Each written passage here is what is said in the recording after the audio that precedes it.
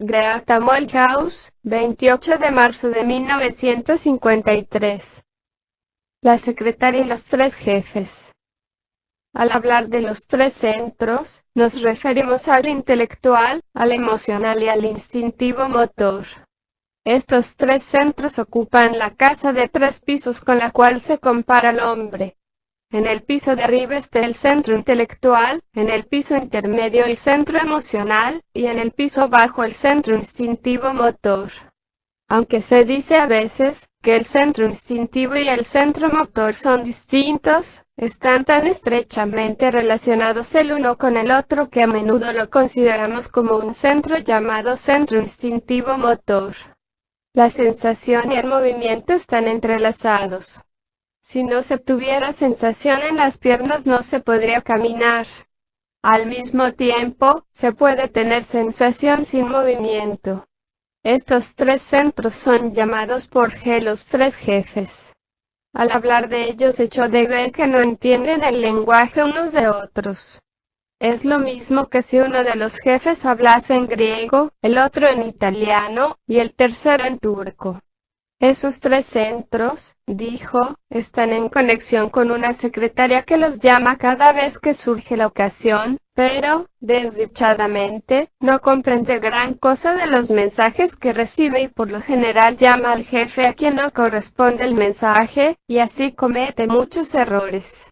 La última vez que viajé a dibujar este diagrama, lo hizo mucho después de medianoche, en un teatro helado.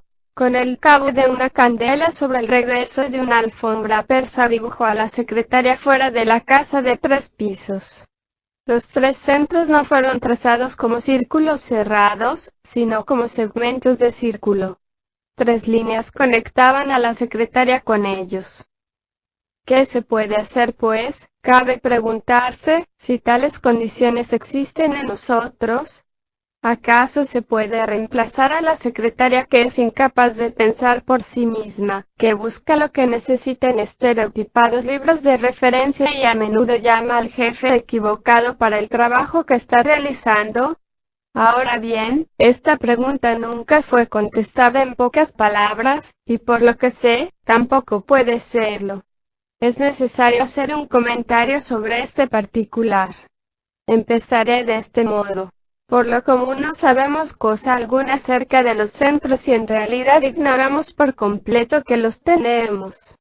A despecho de los hallazgos neurológicos establecidos desde hace mucho sobre los niveles y la localización comparativa de las funciones cerebrales, la gente, en general, no entiende cosa alguna acerca de los centros. Por lo general esta idea les disgusta. La ilusión del yo imaginario y el engaño de ser conscientemente dueños de sí, hace que poner al desnudo la maquinaria que subyace a ellos les sea desagradable. No buscan pensamientos nuevos, emociones nuevas o cualesquiera cosas nuevas. El trabajo nos dice que debemos observar nuestros centros, y nos lo dice al principio. Nos ayuda a disociarnos. Casi al comienzo de su enseñanza en Londres, reiteró la importancia de observar nuestros centros y lo que estaban haciendo. Mientras no se los observa, no se repara en ninguno de ellos o en el trabajo equivocado de la única secretaria que se pone en comunicación con ellos. ¿Por qué no habríamos de llamarlos centros en lugar de esa estúpida secretaria, que les da órdenes erróneas y no entiende situación ninguna en la vida, y busca las cosas en anticuados libros de referencia? ¿Qué nos impide hacerlo? La respuesta es la falta de conciencia, y los hábitos. Tenemos hábitos de pensar inculcados, actitudes inculcadas, maneras de reaccionar inculcadas, estereotipados sentimientos convencionales, y otras cosas semejantes. Todo ello tiene que ver con la secretaria que es tan estúpida. Ahora bien, cuando usted actúa según actitudes adquiridas, ¿acaso no actúa estúpidamente? Usted está lleno de prejuicios, lo cual significa juzgar de antemano. Así, en ese momento, no está actuando según su comprensión. Si esto es así, se volverá cada vez más estúpido y lleno de prejuicios a medida que envejece, porque cada vez que actúa de un modo estereotipado, según una actitud en una situación dada, no hace uso de su comprensión, y esto significa la muerte. ¿Cree realmente que sus actitudes mecánicas son su comprensión? Es aquello que impide una inteligente comprensión. Lo hacen mentalmente rígido, mientras que, en este trabajo, usted debe volverse más y más flexible. ¿No ha notado que la gente con fuertes actitudes arraigadas tiene, por lo general, posturas muy rígidas, muy tiesas, como si estuviera en un desfile? De ello se deduce cómo ciertas partes de los centros llegan a estar cubiertas por una red de actitudes, asociaciones y hábitos, que las conecta muy equivocadamente. Usted tiene hábitos de pensar, hábitos de sentir, hábitos de mover, hábitos de sensación. Esa red superpuesta a los centros, es el sistema telefónico empleado por la secretaria que recibe las impresiones entrantes. Es evidente para toda persona, que el centro mismo no será capaz de obrar con flexibilidad e inteligencia como un conjunto en su propio campo de actividad, mientras una red de reacciones habituales mecánicas se superpone a la parte generalmente empleada. El choque de vivir debiera en realidad hacernos desear que nuestros centros trabajen mejor. Sin embargo, las gentes no descubren que sus centros trabajan mecánicamente hasta que se les dice que tienen centros y empiezan a observarlos a la luz de este trabajo. Reparen que G solo dibujó segmentos o partes de los centros en el diagrama antes mencionado. A esos los llama las partes mecánicas de los centros. Se esforzó al principio por abrir partes no usadas de los centros mediante un nuevo pensar y nuevos movimientos y posturas. Cuando las impresiones caen en esas partes de los centros, usadas mecánicas y mal conectadas, nada sucede. Quiero decir que no se recibe nuevo alimento de impresiones ni tampoco se lo asimila. Opera el antiguo sistema telefónico. Las viejas respuestas, las viejas reacciones, se obtienen. Esto está representado en el diagrama de los tres alimentos que entran como impresiones 48 en el piso superior y se encuentran obstaculizadas. La energía 48 no es transformada. El obstáculo se debe a las viejas maneras de tomar las cosas, las viejas maneras de pensar y sentir, las viejas posturas, etc. Ahora bien, 48 no está aún en la máquina como tampoco lo está 768. Una chuleta de cordero en su estómago no es aún usted. No ha empezado a ser digerida. Por eso G puso a la secretaria fuera de la casa de 3 pisos. Ahora bien, el yo observante tendría que reemplazar a esa hipotética y estúpida secretaria. Mediante la observación de los centros, mientras están obrando, se puede llegar a ser consciente de lo que están haciendo mecánicamente. La conciencia empieza a reemplazar a la secretaria. La conciencia es un conector. Sea lo que fuera en sí, nos pone en conexión con las cosas, así como lo hace la luz en una noche oscura. Nuestra máquina está inconscientemente conectada con toda clase de maneras equivocadas. No tenemos conciencia de ello. Tal como lo expuso G, nuestra máquina está sucia y necesita que la limpien y la reconecten. Llegar a ser consciente de conexiones equivocadas, es conectarlas con nuestra conciencia. Es un nuevo conectar lo que puede cambiar algunas cosas muy fácilmente, mientras que otras no. Supongamos que usted deja de enfurecerse violentamente cada vez que el correo se retrasa. Supongamos que usted observa. Supongamos que esto rompe conscientemente esta conexión equivocada. No es difícil una vez que lo observa. Este trabajo trata del acrecentamiento de conciencia, de llegar a ser más conscientes de nosotros mismos, para con nosotros mismos, y de lo que está en nosotros.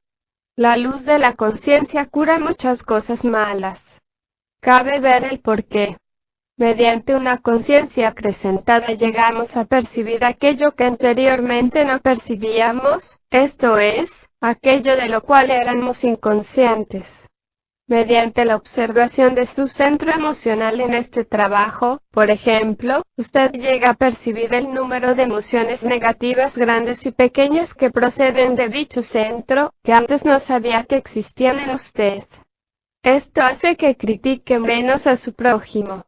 Ve, en suma, que usted andaba por la vida en un estado de sueño en lo que respecta a las actividades de su centro emocional, que simplemente era un mal químico y le envenenaba todos los días de su vida sin impedimento alguno. Se contentaba con pensar que su prójimo no valía nada. Similarmente, observe su centro intelectual. No cabe duda que se sorprenderá ante los pensamientos que fluyen sin impedimento alguno. En ambos casos usted los conecta mediante la conciencia, y así, debilita el poder de las antiguas conexiones. Porque, debido a la luz de la conciencia, nos permite ver parte del obrar equivocado que está en marcha.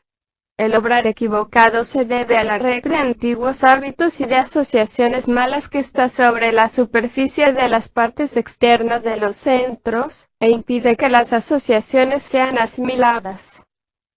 Ahora bien, ¿han observado, verdaderamente, algunos de ustedes el obrar de los tres centros imparcialmente? Es más interesante que ir al cine, dijo. Les daré un pequeño ejemplo. Por la mañana temprano estoy acostado medio dormido. Cuando se está dormido a medias, se puede observar más fácilmente, porque la secretaria está dormida. Observo que mi centro intelectual empieza por sí mismo a hacer el plan de lo que debo hacer después de haberme levantado. Ese plan se forma lenta y confusamente, trayendo y rechazando ideas vagas y diferentes. Si les presto toda mi atención, estaré plenamente despierto. Tiene que ver con hacer algunas correcciones especiales o con algo que he escrito. Prosigo observando. Empieza a trabajar sobre esas correcciones. El centro está trabajando por sí mismo como debe hacerlo. La gente lo llama actividad subconsciente. Mientras esto prosigue, observo que mi centro instintivo, aparentemente, no toma parte en el plan, ni tampoco mi centro emocional. Estos dos centros están, al parecer, quietos en cuanto me cabe observar. Entonces reparo en una novela colocada en mi mesita de luz que había empezado a leer la noche anterior y había encontrado interesante. Solo entonces observo que me siento muy cómodo en la cama, como si en realidad otra persona me lo dijera. La mañana parece fría, desagradable. Entonces es evidente para mí que el centro instintivo motor me está diciendo que no desea hacer el esfuerzo de levantarse. Prefiere permanecer cómodo.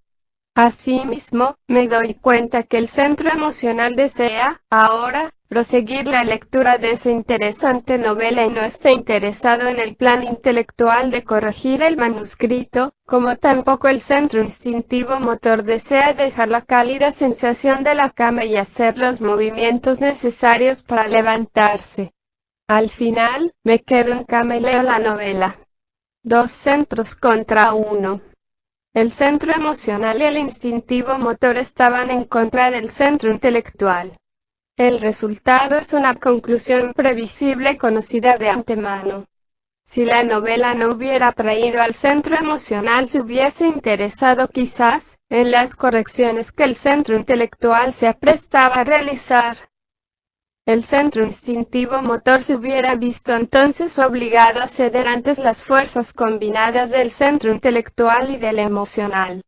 En todo ello, lo más interesante es que noté que mi centro intelectual, tal como resultaron las cosas, empezó a justificar el que me quedase en cama, diciendo que puesto que había tenido una recaída de gripe era más conveniente no realizar trabajo alguno.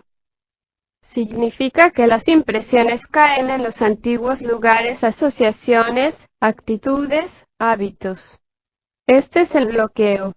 No son transformadas a no ser que se dé el primer choque consciente en donde esté el bloqueo. Todo cuanto nos hace más conscientes pertenece al primer choque consciente. Por ejemplo, si observamos de qué modo estamos reaccionando. En la ocasión que se menciona en el comentario, G dibujó el tema de este modo. Esto quiere decir que una impresión entrante fue transmitida automáticamente al mismo lugar. Este es el bloqueo, el sistema telefónico mecánico que nos hace recibir todo de la misma manera. Está ubicado en la parte externa de los centros. El bloqueo es sencillamente este sistema mecánico de conexiones. G solo nos mostró de qué modo estaba conectado con la parte mecánica de los tres centros.